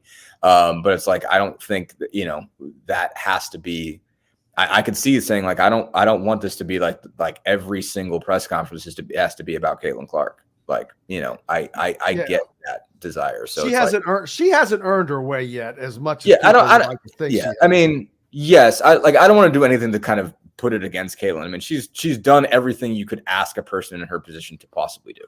And so I will say this. Yeah. She's also probably, I would venture to say virtually every one of those other women have won a championship of some form, either in the WNBA or in college. And she's done neither. I don't know if that's true. I honestly don't. I mean, I can't look at the roster and tell you that's true. So there's certainly there's a bunch you have. But you got to remember how much UConn dominated for a long time. So like, it's sort of like, there's a lot of guys who played basketball. That's why I threw WNBA in there so they could. Yeah. So I don't even know. I don't even know if they all have. So, so I don't know that. But the bottom line is that, it's tough. I mean, like there's more being said about this than when Isaiah Thomas got left off of the All-Star. Oh, by a long shot. I mean, he was much more deserving. Yeah, there's just a lot happening in the culture war with it right now, and just everybody's talking about it, and it's because it's like, okay, well, you finally have this chance, and sort of, I think I understand the sense of saying like, all right, like. If you think this woman's really, really good, but if you think she's good, look at all these other players we have. They're that good too.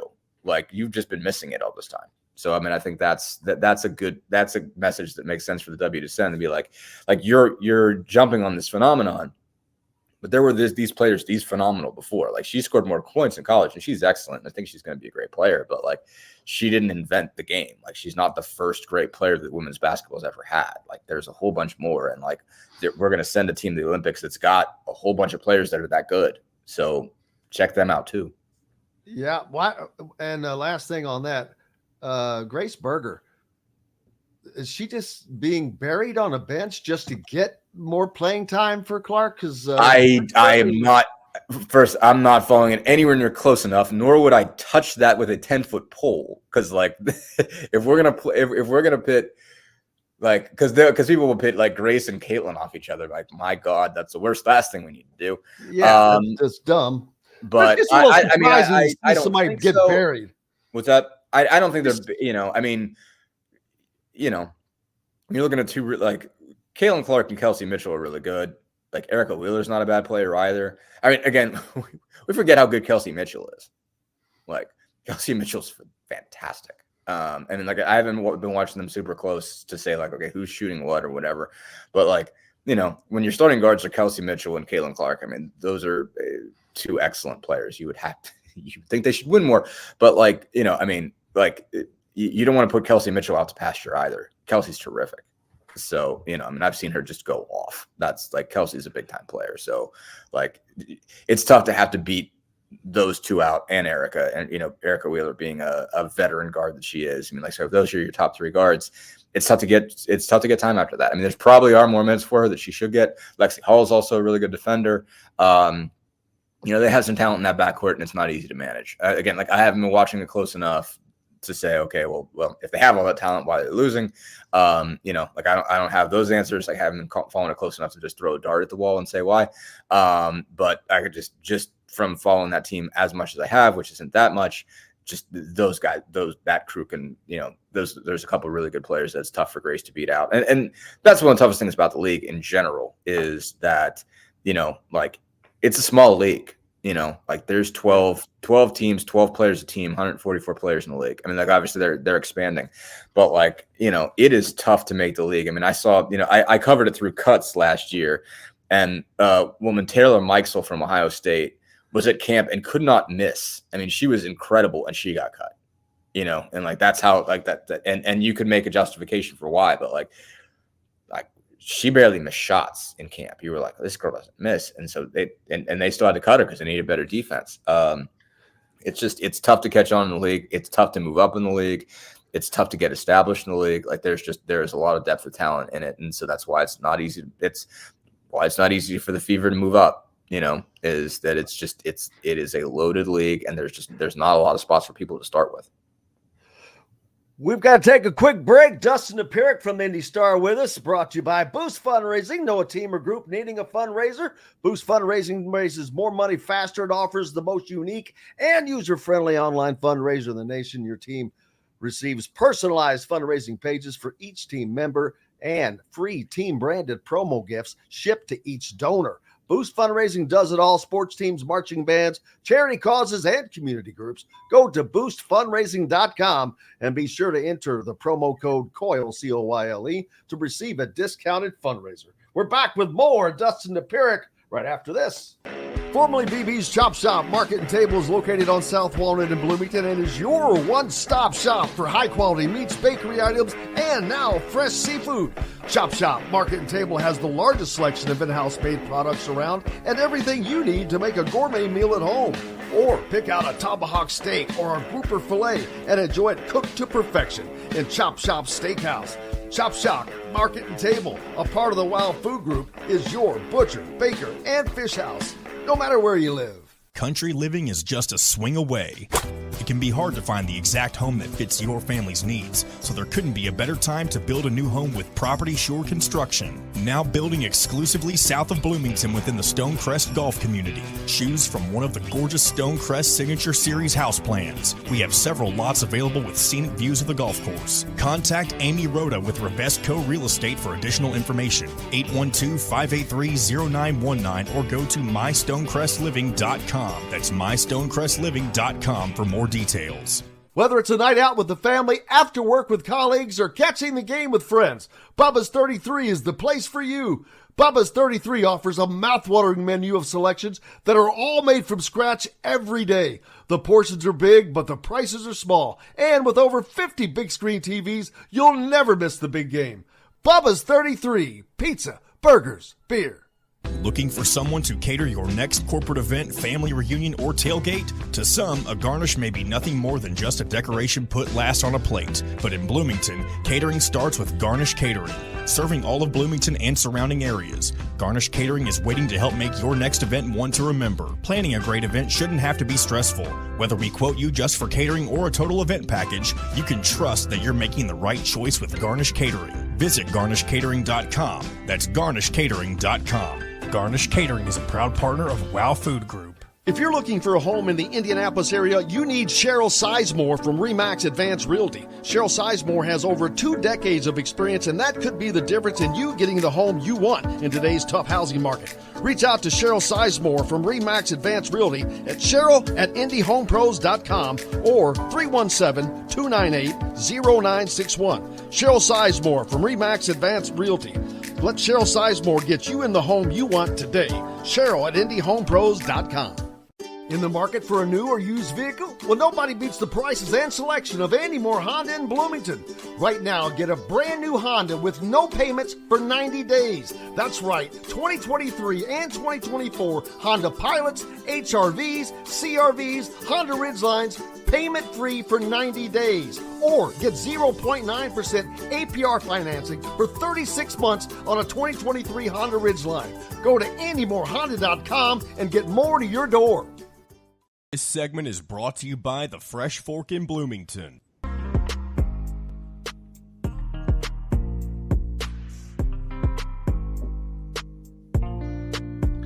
Welcome back, Indiana Sports Beat Radio here on this Monday. Hope it's a good one for you. It's one of the last few beautiful days I think we're going to have, Dustin. The weather is getting, it's going to be climbing. It's beautiful right now, but looking forward to it. What is your plans now for the rest of the summer? Well, it's going to be an interesting summer from the Pacers standpoint. Basically the next couple weeks, obviously got draft workouts. Then the draft and free agency coming up here, right around the bend. So we'll see what the Pacers do. I mean, there's certainly a possibility that they'll mostly run it back and mostly kind of keep the same group. They're, the idea, obviously, the most important thing they have to do is re-sign Pascal Siakam. That's the top priority. I mean, I presume they'll be able to do it based on all the tea leaves basically so far. Siakam certainly has indicated that he's happy being where he is, that he enjoyed playing with his team, felt like they really treated him well because it was tough kind of emotionally for him leaving Toronto after all the years he spent there and just all the time he spent with that team. Certainly seems like they rolled out the red carpet for him, but it's not just the red carpet. It was, first off, legitimately just bringing him into the fold of a very tightly knit group. I think just being around it, you could clearly sense just how much fun these guys had together. And they, really made a point of making him feel sort of welcome and needed as sort of a veteran presence within that. So within just the locker room, just getting to know guys, but there was also the basketball sense of it that that he sort of fits what they want to do, basically that he can run with them, but he can also, when things aren't working, be the guy that they throw the ball to and say, you can just go get us a bucket. And so I think he really fit into that system well. Basically, it seems like everything that the Pacers could have done to make him, want to sign, they've done to this point. And obviously, the last piece is certainly they've got to put the offer on the table that includes the most money that they can. They have his bird rights, which means they're allowed to offer him a 5-year deal where everybody else can offer him only a 4-year deal, on the free agent market. So basically, that they have that opportunity. So if they gave him 5, that would be sort of the best thing that they could, that would give them the best opportunity. If they throw that money down, they should be able to sign him.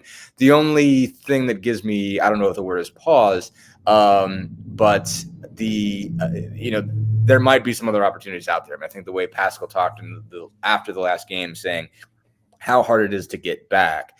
I think he was the one guy who sort of threw cold water on the idea of saying, imagine you're already here, like you're already an Eastern Conference Finals team. Think about what it takes to get the last couple steps to being a Finals team. He was like, you got to realize you don't start there. Like you don't go in the next season in the Eastern Conference Finals and you have to lose that, like you have to earn your way all the way back. And you need the same things to go well for you. You know, like you did get some injury luck this time, you know, with the Knicks having some guys hurt, with Anunoby out, with Randall out, with Mitchell Robinson out, with Bogdanovich out, and then in the Bucks series not having to play Giannis at all, and Lillard being out a couple games. So you've got a couple of breaks there, and you can't presume those. So if he has an idea in his head that, you know, I've got to go to a title team, I need to go to, you know, maybe if he thinks they're further away than they are, you know, that might change some things. But I haven't heard anything to that effect at the end of the day. That was the one thing that he said that made me think, I wonder here. But for the most part, it seems like he's, you know, happy and sort of ready. So that's the big part of their off season. You know, Obi Toppin, whether they're going to re-sign him, I think is another interesting question. Certainly, I think there's a dollar figure that they're not going to spend. You know, if someone wants to go crazy and throw $20 million at him, I don't think they're going to go. They're sort of going to say, "Hey, it's been real." He's a restricted free agent, which means whatever offer somebody else makes, they have the opportunity to match.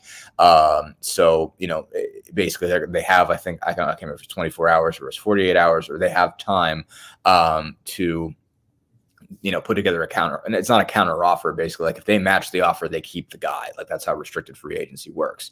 But if somebody wants to go too high, then, you know, they might not. So we'll see what direction they go. You know, we'll see if they look for somebody else. I imagine Doug McDermott's going to walk. There's no way they're paying him $14 million to stay. Maybe they sign him at the veteran minimum, so they might have a roster opening. Go to see what they draft. They don't have a first round pick. They don't pick until number 36 because they traded. You know, they had 2 first round draft picks. They traded them both in the Siakam deal. So you know that's going to be a little bit less interesting. So there will be just some level of activity over that kind of. It's really a 3-day period between, you know, or I guess maybe 4 days. Between the draft starts Wednesday, they don't pick until Thursday. Sunday begins free agency, usually within that about, you know, 24 36 hours after that is when most of the deals get made. So we'll see what all they do. We'll see if they go big. We'll see if they try to just keep this group together. So I'll be following that. There'll be Summer League after that, so we'll see if we go to that. You know, obviously there will be the Olympics to follow this year with Tyrese being out there, so it's intriguing stuff to follow. But also, yeah, gonna take some vacation, gonna get out of Dodge a little bit and see what happens there. So that should be good. Man, everybody keeps using this word vacation. I'm going to have to investigate that word. You should look into it. The biggest decision now that everyone, well, not everyone, but is looming is Mr. Danny Hurley. Will he or won't he go to the Los Angeles Lakers 20 years after they courted Mike Krzyzewski? And I don't know if this was harder or not than when they tried to get Krzyzewski, because Krzyzewski was 10 years past winning his back-to-back titles. And so I think he had kind of settled back into, hey, you know what, I'm here for the long haul. They're catching him at the right time, I think. Sure. And like, okay, I don't have 10 more years invested here. So, and he has expressed a previous interest in one-day coaching in the NBA. And if you're going to pick a franchise, Lakers is one of the best. Yeah, I mean the tough part is, I mean, the Lakers are a different animal even than, say, Boston. I mean, I think, you know, they obviously pointed out, and I think there was a lot of discussion about whether this is you know, sets off alarm bells from college basketball, and I don't think it does. I mean, I think NBA jobs are just really good. I mean, if you know, there is the one issue that you have even less job security, because if you're not winning, you know, like it's not a scenario where they feel like they have to give you a full 4 years to say, well, you get a whole, you know, recruiting cycle. You get to bring in freshmen and have them be seniors, at least in theory. You know, like there's a tighter deal on that in college basketball, but in the NBA, it's not like that at all. If you're bad in 2 years, they will gladly let you go. So, you know, that's the issue that you sign up for. But it is, I mean, it's the glitziest franchise. And basically, if the Lakers are putting their money in you have to say, okay, well, you know, like they really believe, if the Lakers have to believe that, all right, they're they only have so many years left with this scenario, basically, before they have to enter a full rebuild, because it's like, how many more LeBron James years do you get? You have like one. I mean, he is bionic, so it's like you have more than you think, as long as he wants. Well, that is a question. How much longer does he stay? Because that also may weigh on Hurley's decision. Sure. Oh, no, absolutely. I mean, it has to. And so, I mean, there's also the other case of like, you are building this thing around LeBron, and as long as LeBron is your guy, it's not completely your team. And I don't say that as a LeBron owns it, LeBron pulls all the strings, but he's the best. I mean, like, he's the best player in the world over the last 25 years. Like, I was probably not the best player in the world now, but he's still an all NBA player at 38. And you have no idea how much longer he wants to do it. And like, he'll tease the idea of retiring, but like, he's not close to breaking down. Like, he might be, he might have new thoughts about this every year, but like, if he wants to play basketball, if he wants to play in the NBA until he's 45, he can.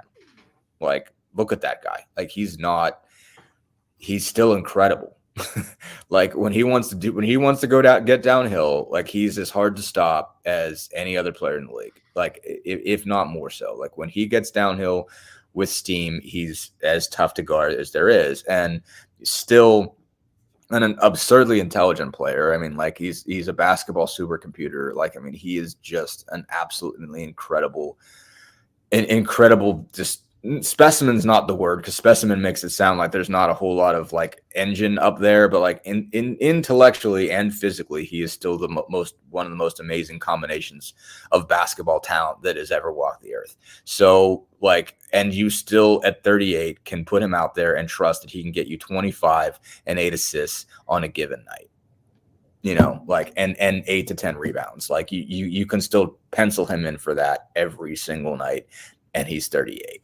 So, like, you still have time, and they're not going to, as long as he can play, they're not going to build this around somebody else. So, like, that's the good and the bad, is that you have that guy as your baseline, but also you're not going to reconfigure this thing, and you're not going to start it over. And, he's got it on rails at UConn where, like, he can plug and play. I mean, like, what's amazing about the run he just had at UConn is how many guys he lost. Yes, and not just how many guys, but the fact that he lost 75% of his offense to the NBA and just replaced them. And obviously some of that is the transfer portal and being able to get to guys quicker. But, like, just throwing it's not going to last forever. Yeah, it's not. But like, I haven't identified like the secret sauce, but like, when you're watching at the end, you're like, you can't beat this team. And I don't remember the last time I thought that about a college team, because it's like the shot variance and just like when they're making it, when they're on, they're good. When they're off, they're off. I mean, like, it's the first time, and like, they're not the most physically dominant team I've ever seen. Like, I've seen teams that were more loaded with just size and talent and everything, but you're like, you just can't beat these guys. Like, they're smarter, quicker, just everything than you. They're going to dismantle you over time. They will pick you apart. And it's like, I don't even sure how they do it, but like, he was able to build something like that. And so I don't know what that looks like at the NBA level. I don't know if he's gonna be able to transfer it the same way. Like, I would say that like being an NBA coach is less stressful than being a college coach right now. You don't have to re-recruit your whole team every year in the NBA. Like, there's free agency, there's trades, like, there's all kinds of movement. There's less movement now in the NBA than there is in college basketball. So there's less to drive you crazy in the NBA. Yeah. If you were a betting man, what say ye? It's a coin flip. I mean, obviously he's been more honest about it. Like, cop out. That's why I don't gamble, Jim. There's a reason why I don't bet. It's because I lose. I'm going to go against the grain and say I think he ends up taking the job, which, like you said, is 50-50. But they're going to throw a boatload of money at him. They're going to take him to a place. And now we have this home that you can use for a while up in the Hollywood Hills or whatever. Right. I'm sorry. I mean, stores ain't that. And no, it's not. I mean, the biggest drawing force for him obviously isn't Storrs, Connecticut. It's New Jersey, is right there. Like, home's right there. I mean, he was at a Billy Joel show 2 nights ago. Like, he's happy. His wife's happy. His family's there. Bring Billy Joel in and do a private concert for him at the Staples. Yeah, no, I know. It's LA. You could say, okay, well, you could do this. You could do that. Eileen, he takes it. But there's a good bit on the side of he stays. So yeah, I would lean if I had to put money down, and you would have to force me to put money down because I don't want to lose it. But I think if I had to make a choice, I would say he takes the job because I think it's just really hard to pass up that job. We'll certainly see, man. Dustin Dopirak from the Indy Star. Thank you so much, my brother. Have a great rest of your week. Will do. Thanks, Jim. Absolutely. Thank you very much. Hey, we got more coming up. Brought to you by the Ugly Grouper, the most amazing, beautiful place down on beautiful Anna Maria Island, Florida. They've got it all going for you. Great food, locally sourced seafood, favorite craft beers and cocktails, and live music every day. Family friendly. Just go to theuglygrouper.com for more information. We're back with more coming up next as our friend Travis Miller joins us from Boiler Upload. Right after this. In the market for a new or used vehicle? Well, nobody beats the prices and selection of Andy Moore Honda in Bloomington. Right now, get a brand new Honda with no payments for 90 days. That's right, 2023 and 2024 Honda Pilots, HRVs, CRVs, Honda Ridgelines, payment-free for 90 days. Or get 0.9% APR financing for 36 months on a 2023 Honda Ridgeline. Go to AndyMooreHonda.com and get more to your door. If you're looking for a home in the Indianapolis area, you need Cheryl Sizemore from RE/MAX Advanced Realty. Cheryl Sizemore has over 2 decades of experience, and that could be the difference in you getting the home you want in today's tough housing market. Reach out to Cheryl Sizemore from RE/MAX Advanced Realty at Cheryl@IndyHomePros.com or 317-298-0961. Cheryl Sizemore from RE/MAX Advanced Realty. Let Cheryl Sizemore get you in the home you want today. Cheryl@IndyHomePros.com. Looking for someone to cater your next corporate event, family reunion, or tailgate? To some, a garnish may be nothing more than just a decoration put last on a plate. But in Bloomington, catering starts with Garnish Catering. Serving all of Bloomington and surrounding areas, Garnish Catering is waiting to help make your next event one to remember. Planning a great event shouldn't have to be stressful.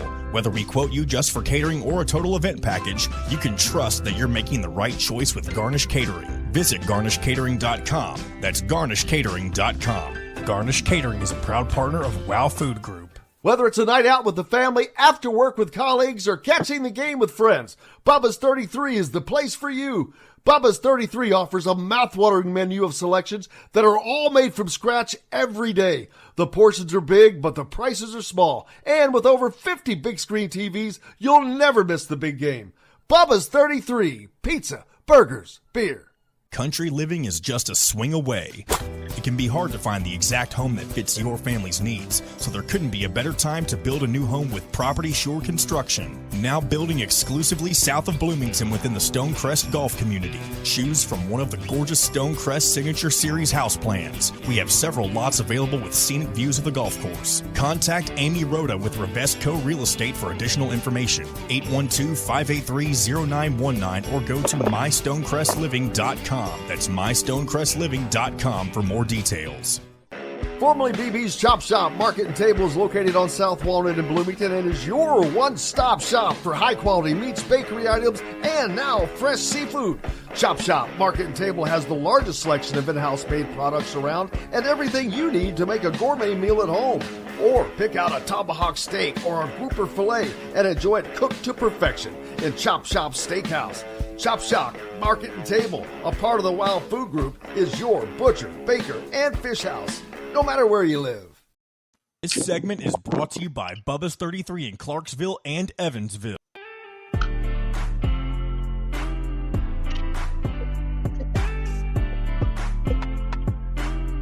Welcome back on this Monday, getting your week started off right. I hope you're having a good one. Appreciate you being with us. Jim Coyle with you as always on this start of the week. Joined now by Travis Miller from Boiler Upload. Travis, how are you? I am good, and certainly not any, significant news on Purdue basketball recruiting in the last couple of days or anything. I mean, nothing major happens, really. Nothing to talk of, nothing to see here, people. Just move along. A little, that was a little bombshell dropping when the prize jewel of Matt Painter's 6 freshman class coming in decided to ask for and receive his release. Someone who was expected to probably start in that lineup at power forward next year for Purdue, but that not only does, here's the thing I keep saying: how badly do you think that they wish they had Mason Gillis back now? It's hard to say, really. I mean, I think I was totally shocked when it happened. I know that there were kind of rumblings behind the scenes during his recruitment that he may be looking elsewhere, maybe wanting a little bit more. But to drop it on June 7th as you're getting ready to move to West Lafayette and start off-season meetings, off-season practices, and everything else, I think it's a major surprise at this point. And then he's taking visits to BYU, and I forget who the other one was, but yeah, it's just it was a major surprise, really. And the only thing that I can imagine is everybody is saying that he finally had a chance to sit down and talk with Coach Painter, and he was able to see, not get the guarantees that he wanted, and Painter was truthful with him, and that was that. So who knows what really happened and everything else. I'm going to have you pop out and pop back in, so maybe we can redo your sound. But yeah, very interesting. And it's partly relays back to today's players. They're coming in asking for too much. First of all, if you're a freshman, I don't think you really need to be asking for jack squat. You come in and you play hard, and that's that. If you're not doing that, I don't know how well that's going to fit with the team. Travis, I was talking about that. Whether or not that is the case, but we've heard that about a lot of other. This guy wants this, and this guy wants this guarantee, and the thought of having freshmen demand guarantees are actually aggravating to me, just from a principal standpoint. I'm like, man, you're a freshman. You don't get to demand jack. You come in, you work hard, and you see where the dice fall. But I don't know what kind of demands do you even think that he was asking for, like a demand of X number of minutes a game, or what it could have possibly have been. I'm wondering if he wanted to be guaranteed as a starter. I don't know if there was like an NIL thing behind the scenes that he was asking for money right there and everything. But I tend to be with you. I'm old school. I'm like, okay, you're a freshman. You come in and you earn your time. That's what you need to do. You're coming to a team that was in the national championship game and returns 3 starters. Coach Painter has shown that if you earn that playing time, you'll play. Fletcher Lawyer and Braden Smith were starters from day one as true freshmen. And do I think that Cannon Catchings is probably a better player than them? Yes. But he's got to come in and put in the work. That is not a surprise. That's kind of what I guess I'm surprised that he would think that would change right now. Matt Painter has been at Purdue almost 20 years. This isn't exactly a shock that he's going to make guys earn playing time. He's going to make them play within his system, play within the team that is already there. And if you're not going to do that, I'm not surprised that Matt Painter told him that this is how it's going to be. And if he didn't want it then that's his decision. Yeah, I don't know how many coaches really high-end coaches would be amenable to that. I mean, Danny Hurley's not going to accept that. No one's going. No coach worth his salt is going to accept that. And I'm agreeable to that. But now that leaves, to me, it's almost beneficial for Purdue. You're losing a really the best player of the class, but they had way too many freshmen coming in. You cannot have 6 freshmen coming in and then however many sophomores you have. Now over half of your roster are underclassmen. That's not going to succeed, I don't think, in today's game. And I think it's going to allow. Oh, it's going to be interesting, all right. But they're going to take a knock, but they now have a spot that they can use and will use, I think, in the transfer portal. And a name that someone just mentioned, Coleman Hawkins, canceled his visit unless he is signed with somebody. Canceled his Louisville visit. Boy, would that be a hell of a pickup. Yes and no that they have a spot in the transfer portal, because this actually got Purdue down to 13 scholarships. So they are right at the limit. So the other kid that was going to lose his scholarship that they were not going to announce gets to keep it, maybe. Yeah. So, if a Coleman Hawkins were to come on board, it would take something like that to happen. What it does is it opens up a spot next year for a Trent Sisley, a Braylon Mullins, or whatever, but there's still only one spot available because Caleb First is the lone senior on the roster. So I think it's really going to be interesting to see how things work out. I think the main beneficiaries will be Camden Heide, Miles Colvin, and Jakari Harris will probably get some more playing time. Heidi will probably get that spot, I would say, at least first crack at it for that starter spot that Catchings was likely going to get. But you're still going to have a very, very good basketball team. I mean, they get 3 starters back. They get a couple of guys that played some big minutes off the bench last year in Miles Colvin and Camden Heide. They have Caleb First, a guy that has more than 50 starts in his career, coming back. So this was not the make or break between a team, going to a Final Four and not even making the tournament. Purdue is still going to make the tournament. I still think that they're going to be a top 4 team in the Big Ten. They will compete for the Big Ten title. And does it lower the ceiling? Absolutely. But I don't necessarily think it's time to panic and, declare the entire, the entire season null and void. So Matt Painter has shown he can integrate in new talent. And I don't know if you saw, but Daniel Jacobson just won the FIBA AmeriCup with the under 18 team. And look at that, another 7-footer that played some big minutes in international basketball coming to West Lafayette. So Jacobson's going to get some more minutes, and I think he's shown that he can be maybe a little bit more of an instant impact kind of guy than a lot of people were expecting. And it'll be interesting to see. And I still think this is going to be a very good basketball team that's going to be top 20, top 25 caliber all season long. Yeah, I mean, I definitely see them as I've said top 4, top 5 maybe team. I don't see them as a team that's going to win the Big Ten, but I don't know. I can't also say who with any certainty who I think is going to win the Big Ten right now either. I'll say that. But does winning the Big Ten even matter when you have 18 teams and you play most of them only once? Well, I'm just saying, as far as actually accomplishing that is what I was saying. But I don't know of the 4 teams that are coming in. UCLA is looking kind of strong. Washington, probably not.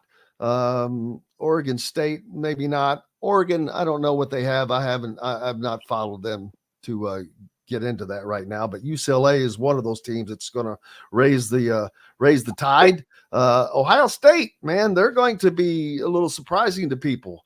And Maryland, we'll see. Brad Underwood has always done a good job of replacing what he loses, but he lost a ton in Coleman Hawkins and Terrence Shannon Jr. Those are 2 really good players. So it's going to be interesting to see how they bounce back. So I think next year is going to actually be fun not having Zach Edey in the league. It makes it more fun to watch, in my opinion, because there's a lot more questions, and we'll see how that ends up working out. Speaking of, and then switching to football a little bit, we've got Big Ten Media Days coming up next month. next month, about 6 weeks from now. Big Ten football media days. It's 3 days this year because of the added teams. And it's just, wow, here we go, man. It's already here. We just finished the All-Star games. We've still got EYBL and 3SSB coming up here in July, but it's a nonstop, and then boom, and now we're going to roll into fall football camp. Yeah, it's I'm still not used to it. I know somebody said that the death of the Pac-12 happened last night with Oregon State getting knocked out of the baseball tournament as the last Pac-12 team. But yeah, 18-team Big Ten, 3 days of Big Ten media days. And I don't know how much you get out of these media days anyway. They're more of a spectacle than anything. I will give you a preview of what most of the 18 coaches will say. They will say that they're excited to be there. They're excited to get ready to begin the season. They're very happy with the games that they've made in the offseason. And they think this team is really coming together. And congratulations, you just now have had all 18 podium interviews of the Big Ten coaches for media days. Yeah, looking forward to that. I talked to Dustin Dopirak a minute ago about this. Danny Hurley's decision on staying with UConn or going to the Lakers. And, I'm interested to see what he does. I am of a mind to think that he's going to end up taking the Lakers job. Everybody keeps saying, oh, it's bad to go there. LeBron's there. LeBron's not going to be there forever as much as everybody thinks that he might be. He is 39. He's about done. Whether he gets the Lakers to draft his son or not so he can play a year with him, I don't know. But even if that, a prospective coach has to look past that. I don't know why they would. JJ Redick is how much coaching experience does he even have? Has he been coaching? I think he's been talked about for coaching, but I don't know how much, like you said, I don't know how much he's had, but they just had Darvin Ham got his first head coaching job, was their most recent coach. So who knows? I tend to think that he's probably going to go. There's just so much money there. You've got that generational wealth that you can get. And he's been incredible at UConn. You don't have a lot of guys that hang around at one school anymore or at one job. I think the Tom Izzos, the Matt Painters, guys that recently retired with Jim Boeheim, with Mike Krzyzewski, you just don't see that very much anymore. And he's shown that what his market value is out there. And it's one of those, if he does turn this down, I think he's going to be a lifer at UConn. Oh, absolutely. I mean, why would you not be? But like you said, you get that generational wealth, baby. You cash that big paycheck. It's going to be, I guarantee you that it's going to be guaranteed money. So if you've got a guarantee of $50 million, I think you would be an absolute idiot to turn it down. I don't care who's there. I don't care. What the Wu-Tang Clan say? What the Wu-Tang Clan say? Cash rules everything around me. There you go. How about Evansville, man? Evansville in baseball, they made it all the way within a game of making it to the College World Series. That is awesome for the Purple Aces. They couldn't pull it off, which I mean, I didn't think that they were going to be able to, because you're facing a juggernaut. The fact that they were able to get by Tennessee in that second game, 10-8, in which they led 10-5 going into the ninth inning, and not only gave up 3 runs, but had a fly out with the bases loaded to end that game. So they got close, but congratulations to the Purple Aces and Indiana State, 2 of the smallest teams in the state of Indiana, just racking up some baseball wins this year. Yeah, the trees are on quite a run lately, and Evansville, that's really good for a team that was not going to be in the NCAA tournament until they knocked off Indiana State to steal the automatic bid. And, they did a lot of damage once they were there. Going on the road and winning a regional as a 4 seed is insanely difficult, mostly because in college baseball, you've got a shot in that first game if you have your ace pitcher. and, can catch a team napping a little bit. But if you fall into that loser's bracket and you've got to play 5 games in 4 days or something, it's really difficult because you start getting into the back end of that bullpen, and that's where the depth for these larger programs comes into play. And that's why you see some of these scores like, what was it? Florida State beat UConn 24-4 or something. You get some real wild games late in the tournament like that. But it is a tremendous accomplishment for Evansville. Indiana also, your Hoosiers are on quite a run lately of making the tournament and being very competitive. And it's nice to see. I like seeing in-state teams have some success this way. Absolutely. Well, brother, appreciate it. And we look forward to talking to you again soon.